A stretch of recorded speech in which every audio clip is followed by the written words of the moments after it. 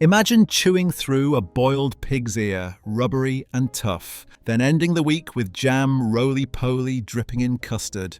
These are 25 British working man's dinners no one makes anymore.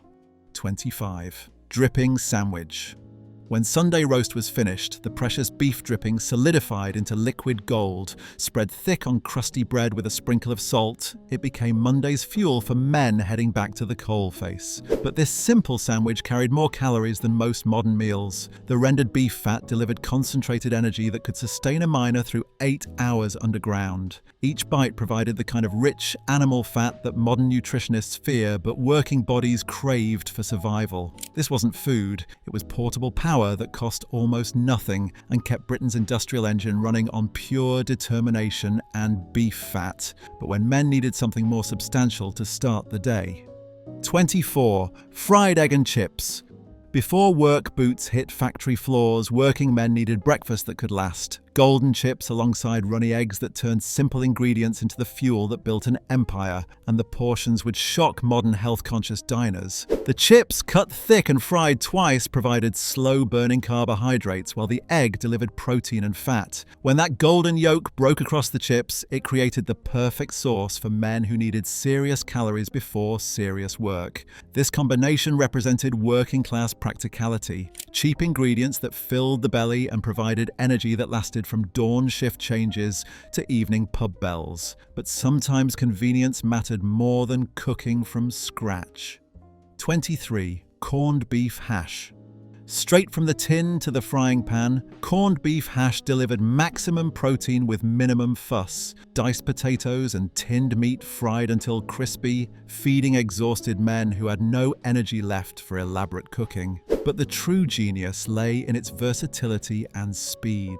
Everything cooked together in one pan, potatoes turning golden while the corned beef heated through, creating crispy edges and soft centers that satisfied hunger and required almost no skill. Top it with a fried egg and suddenly tinned meat became a proper dinner. Corned beef hash embodied working-class efficiency, always available, always quick, always filling enough to fuel another day of back-breaking labor. And then there was the meal that defined working-class Britain entirely. 22. Beans on toast. Perhaps the most democratic dinner in British history, beans on toast required no skill, no money, and no time. Just a tin opener, some bread, and the understanding that simplicity could satisfy the deepest hunger. But this humble combination powered more British workers than any fancy restaurant meal. The beans provided protein and fibre, while the bread delivered carbohydrates, creating a complete meal that cost pennies and filled stomachs. Warm, satisfying, and available to every working family, it became the great equalizer of British dining. Beans on toast proved that good food didn't need complexity, just honest ingredients that understood their job was feeding hard-working people, not impressing dinner party guests. But not every working man's dinner was about simplicity. Some demanded real culinary skill. 21. Pie and mash with liquor. In London's East End, no working man's dinner carried more respect than pie and mash with liquor. Minced beef pies served with smooth mashed potatoes and that mysterious green parsley sauce that marked you as truly working class. And the liquor recipe remained a closely guarded secret among pie shop families. The pies contained cheap cuts transformed into rich filling, while the mashed potatoes provided bulk and comfort. But the liquor, made from eel water, flour and parsley, was what separated authentic pie shops from pretenders, creating a sauce that tasted like tradition itself. This meal represented community dining, where working men gathered at marble tables to share the same food their fathers had eaten, proving that some traditions ran deeper than fashion. But London wasn't the only place where working men had their sacred meals. 20. Faggots, mash and gravy. In the Black Country, faggots ruled supreme, pork hearts, lungs and liver wrapped in caul fat, proving that working men ate every part of the pig and made it taste like Sunday dinner. And the preparation process would horrify modern food safety inspectors. These rough meatballs sizzled until crispy outside and tender within, their robust flavour enhanced by sage and breadcrumbs. Served with mountains of mashed potatoes and rivers of gravy, they provided the kind of rich organ meat nutrition that fueled Birmingham steel mills. Faggots embodied working-class values: waste nothing, make everything count, and prove that good cooking could transform any ingredient into proper fuel for proper work. But some working men's dinners tested even the strongest stomachs. 19. Liver and onions.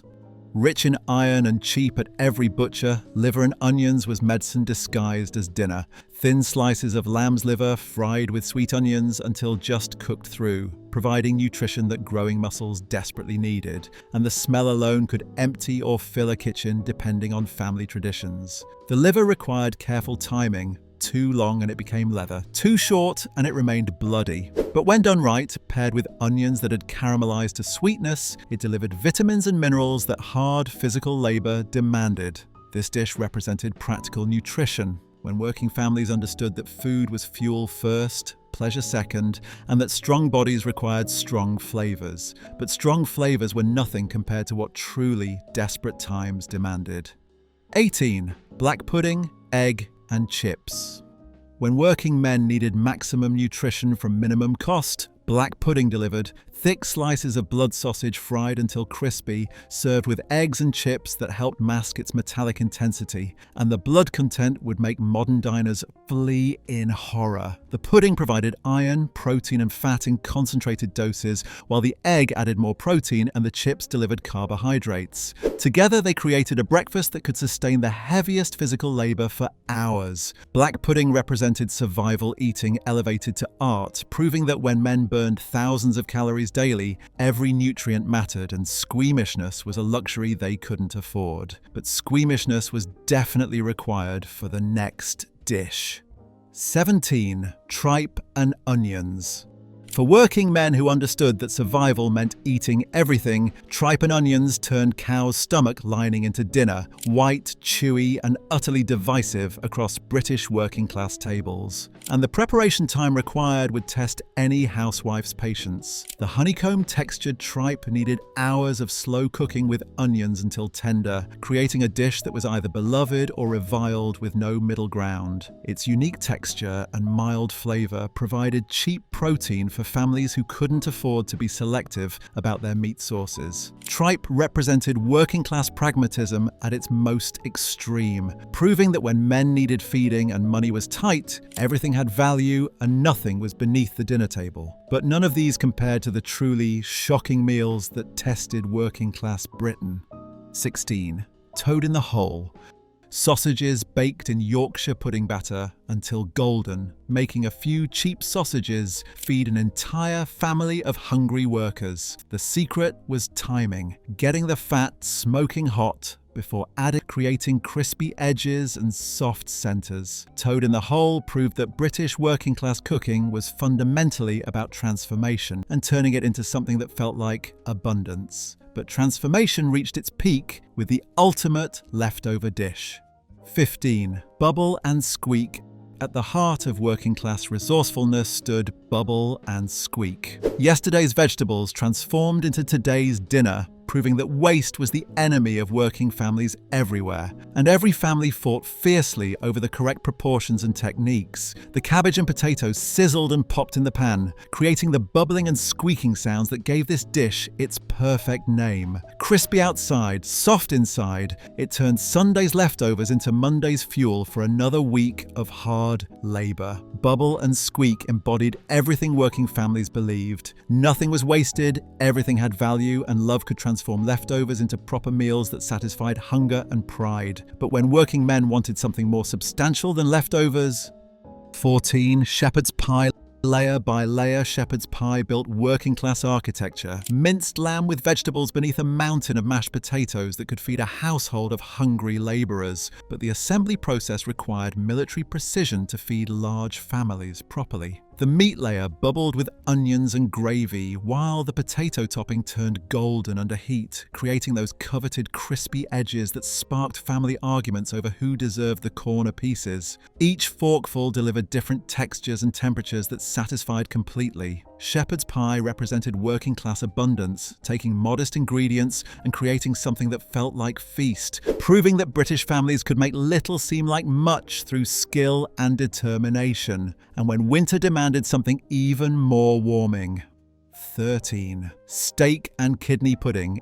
Encased in suet pastry and steamed for hours, steak and kidney pudding was working-class Sunday dinner at its most ambitious. Tough meat transformed through patience into tender perfection that could warm men to their bones. But the preparation time required meant this was strictly weekend cooking. The filling combined cheap beef cuts with kidneys that added distinctive flavor, while the suet pastry provided rich, satisfying carbohydrates. Hours of steaming transformed everything into something approaching luxury that working families could actually afford. This pudding proved that working-class cooking understood patience, creating meals that required time but delivered satisfaction that lasted for days in memory and stomach alike. But patience wasn't always possible when shifts demanded quick turnaround. Speaking of patience, if you've got enough to watch this whole countdown, hit like and tell us which of these working man's dinners you've actually braved.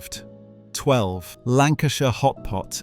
In the industrial north, Lancashire hot pot reigned supreme. Lamb or mutton layered with onions and topped with sliced potatoes, baked until golden and ready to fuel another day of mill work. And the secret lay in the layering technique that maximized every scrap of meat. The meat became tender through slow cooking while onions sweetened and melted, with potatoes forming a golden crust that protected everything beneath. Each layer absorbed flavors from its neighbors, creating something greater than individual ingredients. Hot pot represented northern working-class identity, hearty, unpretentious, and designed to sustain bodies that worked harder than human bodies were meant to work. But sustenance sometimes required embracing the truly challenging. 11. Bacon and egg butty. Before shifts began and after they ended, nothing satisfied working men like bacon and egg butties. Crispy bacon and runny eggs sandwiched between thick bread that soaked up every drop of grease and flavor. And the grease content would horrify modern health experts. The bacon provided salt and fat, while the egg added protein, all absorbed by bread that became the perfect vehicle for maximum calorie delivery. Eaten standing up or sitting on doorsteps, it represented fast food before fast food existed. Bacon and egg butties embodied working-class convenience. Maximum nutrition delivered in portable form for men who ate breakfast standing and dinner exhausted. But convenience reached its peak with the next innovation. N. Chip butty with scraps.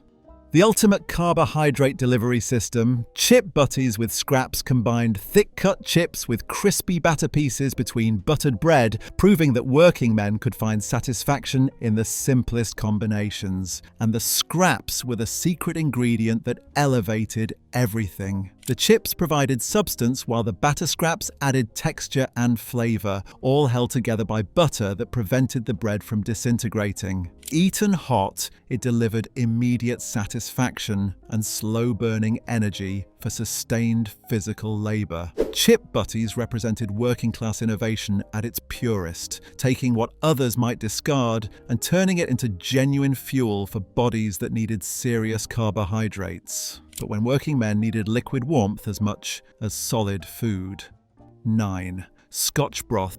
North of the border, working men relied on Scotch broth, pearl barley, vegetables, and whatever meat could be spared, creating soup that was more meal than liquid refreshment. And the barley content made this substantial enough to count as proper dinner. The barley provided filling carbohydrates, while vegetables added vitamins and meat contributed protein, all simmered until everything melded into something approaching perfection. Served with crusty bread, it became a complete meal that could warm and fill simultaneously. Scotch broth proved that working-class cooking understood efficiency, one pot, maximum nutrition, minimum fuss, and results that satisfied hunger completely. But satisfaction sometimes required embracing ingredients that others avoided. 8. Brawn and mustard. For working men who understood nose-to-tail eating, brawn delivered maximum nutrition from minimal cost. Pig's head transformed into jellied meat that provided protein and gelatin for joints worn down by heavy labor. And the preparation process would traumatize most modern diners. The entire pig's head was slowly simmered until the meat fell from bones and natural gelatin set everything into sliceable form, served with sharp mustard that cut through the richness. It provided cheap protein when butcher shop prices exceeded working wages. Brawn represented working-class thrift at its most extreme, taking what others discarded and transforming it into genuine sustenance that could feed families for days. And that was nothing compared to what the truly desperate would eat. 7. Pig's trotters.